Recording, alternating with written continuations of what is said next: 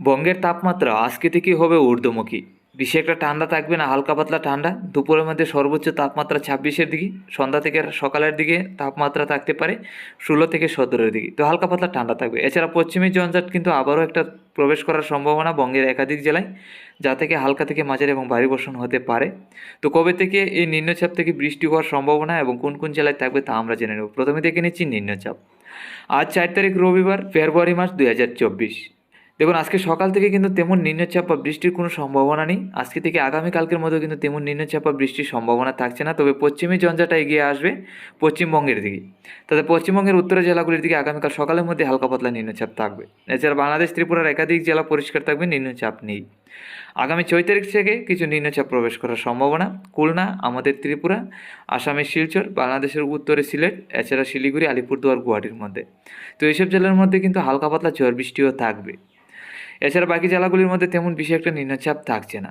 যদি 6 তারিখ দুপুরের মধ্যে যাই, এই নিম্নচাপটা কিন্তু আরও বাড়বে, তাতে হালকা থেকে মাঝারি বর্ষণ হওয়ার সম্ভাবনা আছে খুলনা, বরিশাল, কুমিল্লা, চট্টগ্রাম, আমাদের ত্রিপুরা, আসামের শিলচর এবং গুয়াহাটির মধ্যে। তাতে হালকা থেকে মাঝারি বর্ষণ 6 তারিখ পর্যন্ত আমরা লক্ষ্য করতে পারছি। 7 তারিখ সকালের দিকেও এই নিম্নচাপটা আমাদের ত্রিপুরা এবং আসামের শিলচর এবং বাংলাদেশের চট্টগ্রামের দিকে থাকবে। তারপর বেলা বাড়তি পরিষ্কার। 8 তারিখের মধ্যে গেলে আবারও নিম্নচাপ পরিষ্কার, কোনো রকমভাবে বৃষ্টির কোনো সম্ভাবনা থাকছে না। তো 6 তারিখ থেকে 7 তারিখে হালকা পাতা ছিটাফোটা বৃষ্টি হবে, এর মধ্যে মেঘলাভাবও থাকবে। দেখুন, 6 তারিখ থেকে 7 তারিখের মধ্যে যে নিম্নচাপ প্রবেশ করবে, যার কারণে তো মেঘলাভাবও থাকবে। আমরা মেঘলাভাবটা দেখে নিচ্ছি। আজকে থেকে কিন্তু তেমন মেঘলাভাব নেই, হালকা পাতলা মেঘলাভাব আছে, পরিষ্কার হয়ে যাবেন। তা কোনো রকমভাবেই ভারী থেকে অতি ভারী মেঘলাভাব থাকছে না। আগামীকাল সকালের মধ্যে আবারও কিছু মেঘলাভাব শিলিগুড়ি, আলিপুরদুয়ার, গুয়াহাটি, আসামের শিলচর, আমাদের ত্রিপুরা, বাংলাদেশের খুলনা, বরিশাল, কুমিল্লার দিকে। তাতে এইসব জেলার মধ্যে হালকা পাতলা মোটামুটি মেঘলাভাবটা থাকবে আগামীকাল সকালের দিকে। তারপর বেলার বাড়তির দিকে শিলিগুড়ি, আলিপুরদুয়ার, গুয়াহাটি, আসামের শিলচর এদিকে থাকবে। বাংলাদেশের সিলেটের সাইড নিয়েও কিছু মেঘলাভাব থাকবে আগামীকাল। তো আগামীকাল দুপুর পর্যন্ত এই মেঘলাভাবটা থাকার সম্ভাবনা শিলিগুড়ি, আলিপুরদুয়ার, গুয়াহাটি পর্যন্ত সারাদিনই মোটামুটি মেঘলাভাবটা থাকবে।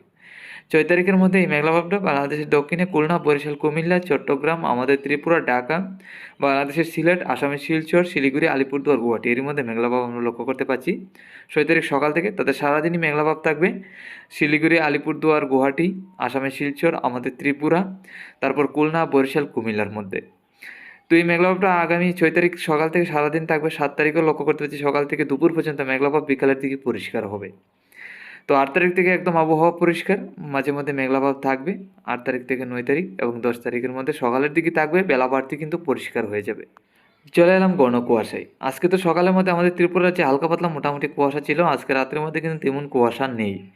আগামীকালকের মধ্যে তেমন কুয়াশা থাকছে না। খুলনা, বরিশাল, কুমিল্লার সাইড নিয়ে হালকা পাতলা কুয়াশা, আসামের শিলচর, গুয়াহাটির সাইড নিয়েও হালকা পাতলা কুয়াশা থাকার সম্ভাবনা। এছাড়া বাকি জেলাগুলি একদম কিন্তু পরিষ্কার।